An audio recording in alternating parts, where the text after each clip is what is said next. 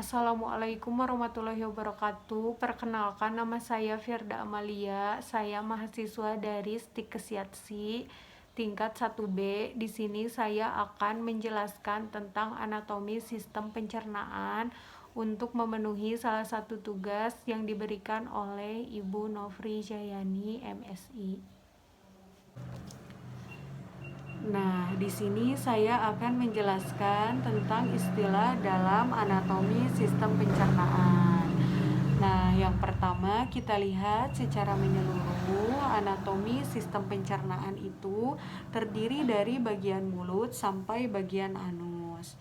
Mulai dari makanan, dikunyah, digigit, dipotong, sampai makanan tersebut diproses dan dibuang sisa-sisanya melalui bagian anus. Sistem pencernaan itu terdiri dari yang pertama ada cavitalis oralis atau yang disebut juga dengan rongga mulut. Kemudian ada lingua atau yang disebut juga dengan lidah. Nah, kemudian ada glandula parotis. Ini kelenjar ludah untuk memproduksi air ludah di bagian parotis. Ada glandula sublingualis atau disebut juga untuk memproduksi air ludah di bagian sublingualis. Ada glandula submandibularis, ini juga untuk memproduksi air ludah di bagian submandibularis. Kemudian makanan didorong ke esofagus. Di esofagus, makanan didorong lebih lanjut dan dimasukkan ke dalam lambung. Di sini ada bantuan otot-otot dan enzim-enzim. Di lambung, makanan dikirimkan ke usus halus. Sebelum ke usus halus, makanan disekresikan cairan empedu dari kantong empedu dan dari hati yang melumasi.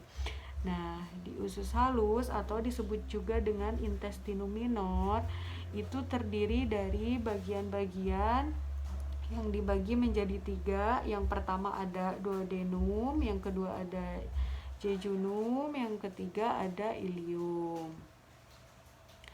Nah, di usus halus, makanan diserap dan diedarkan ke seluruh tubuh yang membutuhkan. Sisa makanan yang masih mengandung air akan masuk ke dalam usus besar atau yang disebut juga dengan intestinum mayor. Di usus besar, makanan akan diproses di kolon-kolon usus, yang di kolon-kolonnya itu terdiri dari yang pertama itu ada kolon ascendens atau yang disebut juga kolon yang menanjak naik. Kemudian yang kedua ada kolon transversal atau yang disebut juga kolon yang melintang, dan yang ketiga ada kolon descendens atau yang disebut juga kolon yang menanjak turun. Sisa-sisa dari semua bahan pencerna tubuh kita yang sudah tidak berguna atau akan dibuang, yaitu melalui anus. Bagian yang B ada anatomi rongga mulut. Di dalam rongga mulut terdiri dari yang pertama ada lingua atau yang disebut juga dengan lidah. Yang kemudian ada dens, disebut juga dengan gigi. Kemudian ada ductus glandula sublingualis, ini saluran tempat penghasil ludah bagian sublingualis. Kemudian ada ductus parotis, ini juga saluran tempat penghasil ludah bagian parotis. Kemudian ada yang disebut juga dengan frenulum lingua atau yang disebut juga dengan lipatan di bawah lidah. Glandula sublingualis atau yang disebut juga kelenjar penghasil air ludah di bagian sublingualis. Selanjutnya ada musculus mylodeus, ini disebut dengan otot yang membantu pergerakan pada dasar mulut. Nah, kemudian ada musculus masseter, ini juga otot yang membantu pergerakan pada dasar mulut. Kemudian ada mandibula atau tulang rahang bawah. Kemudian ada ductus submandibula atau saluran penghasil air ludah rahang bawah. Kemudian yang terakhir ada glandula submandibula atau kelenjar yang menghasilkan air ludah di bagian submandibularis. Nah, di bagian C ada anatomi esofagus. Kemudian makanan yang sudah diproses di mulut akan didorong untuk masuk ke dalam esofagus. Di esofagus, bagian yang paling penting itu ada epiglotis. Nah, epiglotis ini memastikan ketika makanan masuk ke dalam esofagus, maka saluran pernafasan itu akan tertutup sementara agar makanan tidak masuk ke saluran atau ke tenggorokan. Nah, ini akan masuk ke dalam esofagus. Di esofagus, makanan akan dibantu dan didorong oleh otot, yaitu ada otot yang disebut dengan cryptopharynx. Kemudian di bagian esofagus juga ada aorta atau yang disebut juga dengan pembuluh darah arteri besar. Lalu makanan akan diteruskan ke lambung. Nah, di sini ada yang disebut dengan inferior esophagus atau yang disebut dengan katup bawah esofagus, katup yang membatasi bagian esofagus di bagian atas lambung. Kemudian kita akan membahas anatomi pada lambung yang pertama, yaitu ada kardia atau katup lambung atas. Yang kedua ada fundus yang disebut dengan yaitu dasar lambung. Yang ketiga ada serosa yang disebut dengan jaringan ikat pelapis luar. Kemudian ada corpus yaitu badan lambung. Kemudian ada musculus longitudinalis atau otot yang memanjang. Kemudian ada musculus circular atau otot yang melingkar. Kemudian ada musculus obligus atau otot yang menyamping. Nah, kemudian di sini ada curvatura minor grastis atau yang disebut dengan lengkung kecil lambung, dan ada curvatura major grastis yaitu lengkung besar lambung. Nah, kemudian ada yang disebut dengan pylorus. Ini adalah muara lambung. Kemudian ada yang disebut dengan sphincter pyloricus yaitu katup lambung bawah.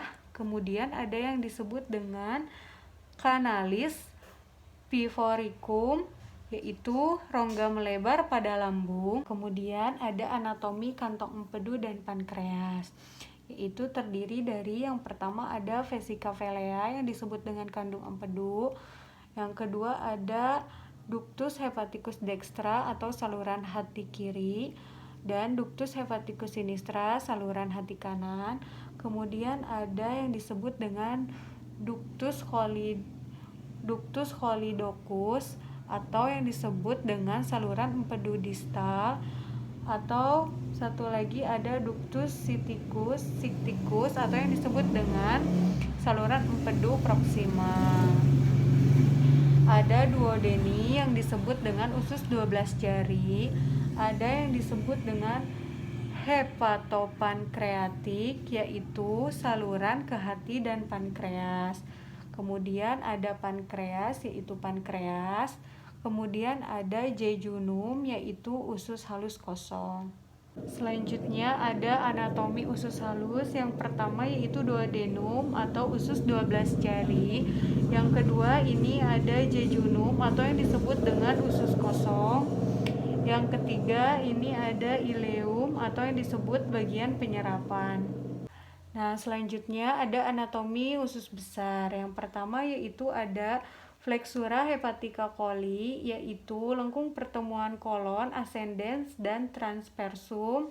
Kemudian ada kolon transversum atau usus besar yang melintang. Kemudian ada arteri mesentrika superior atau pembuluh darah arteri usus halus bagian atas. Kemudian ada haustrum yang disebut dengan kantong usus besar. Kemudian ada kolon ascendens atau usus besar naik. Kemudian ada ilium atau yang disebut juga dengan usus. Kemudian ada coctum atau bagian pertama usus. Kemudian ada appendix yang disebut dengan umbai cacing, kemudian ada flexura lienalis coli atau yang disebut dengan lengkung pertemuan kolon transversum dan descendens. Ada juga mesokolon transversum atau otot yang mendukung untuk menempelnya kolon transversum. Kemudian ada appendix epiploisae atau yang disebut dengan kantong kecil peritoneum berisi lemak. Kemudian ada mesenterium atau yang disebut dengan akar usus halus. Kemudian ada Taenia coli atau pita usus besar. Ada juga kolon sigmoideum atau yang disebut dengan usus besar berbentuk sigmoid atau S. Kemudian ada canalis analis yaitu anus, dan yang terakhir ada sphincter ani exterans atau katup anus luar. Sekian dari saya, mohon maaf apabila ada kekurangan dan kesalahannya. Wassalamualaikum warahmatullahi wabarakatuh.